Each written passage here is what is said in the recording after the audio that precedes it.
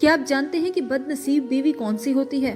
جس عورت میں یہ 3 نشانیاں پائی جائیں وہ بد نصیب بیوی کہلاتی ہے۔ نمبر 1، اپنے شوہر کی بات کو اہمیت نہ دینے والی بیوی، ایسی بیوی بد نصیب ہوتی ہے۔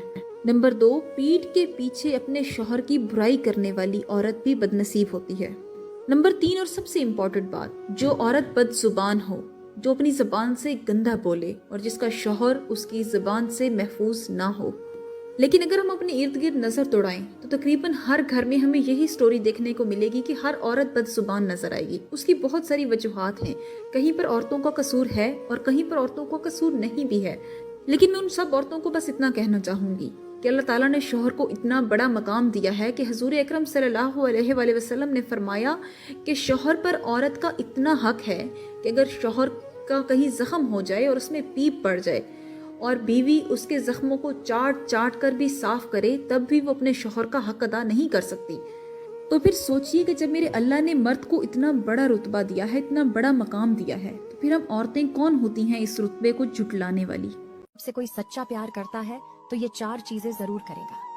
1، آپ کے اوپر ہمیشہ شک کرے گا اور سمجھائے گا کیونکہ وہ آپ کو کھونا نہیں چاہتا ہے۔ 2، آپ کو کسی اور سے بات کرنے نہیں دے گا اور نہ ہی کسی اور کے ساتھ گھومتے ہوئے دیکھنا چاہے گا۔ 3، وہ ہمیشہ آپ کا ساتھ دے گا پھر چاہے وہ کوئی سچویشن کیوں نہ ہو۔ 4، چھوٹی چھوٹی غلطیوں پر بھی سوری بولے گا اس لیے کہ کہیں آپ ناراض نہ ہو جائیں۔ پیار بہت خوبصورت چیز ہے، لیکن اگر غلط انسان سے ہو جائے تو تکلیف ہوتی ہے۔ اگر کسی صحیح انسان سے ہو تو پیار سے زیادہ خوبصورت کوئی چیز ہی نہیں ہے، لیکن بہت کم لوگ خود نصیب ہوتے ہیں جنہیں سچا پیار نصیب ہوتا ہے۔ اس لیے پیار اسی انسان سے کرنا جسے آپ کے آنسوؤں کی اہمیت ہو، آپ کو سمجھتا ہو۔ آپ کی ایک غلطی آپ کا جیون برباد کر سکتی ہے، کیونکہ یہ دنیا آج کل جھوٹے لوگوں کی ہے، کیونکہ جھوٹ بھی ایسا بولتے ہیں کہ لگتا ہے کہ سچ ہی ہے۔ السلام علیکم عورتوں، شادی شدہ عورتوں سے میں یہ بات کہنا چاہوں گی کہ آپ جانتی ہیں کہ کوئی مرد شادی کیوں کرتا ہے؟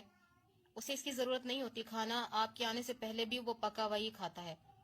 بہنیں اس کے کپڑے بھی دھو دیتی ہیں، والدہ بھی دھو دیتی ہے، بھائی ہوتے ہیں اس کے، لیکن ایک ایسے رشتے کی اسے ضرورت ہوتی ہے جو اس کا دکھ سکھ بانٹ سکے، جسے دیکھ کر اسے سکون ملے، جو صرف اس پر اور صرف اس پر ڈیپینڈ کرتا ہو۔ بیوی ایسی ہو جسے جب شوہر نظر اٹھا کر دیکھے تو اس کے دل کو سکون ملے۔ بیوی ایسی ہو کہ جو شوہر کو سکون دے، محبت دے، جس کے ساتھ شوہر اپنا ہر لمحہ سکون سے گزار سکے، جس کے ساتھ زندگی گزار کر شوہر کو لگے کہ اللہ تعالیٰ نے مجھے میری زندگی میں سکون دیا ہے۔ حضور صلی اللہ علیہ وسلم نے فرمایا تھا کہ اگر تیسرا سجدہ ہوتا تو میں اپنی امت کی عورتوں کو کہتا کہ اپنے شوہروں کو سجدہ کرو۔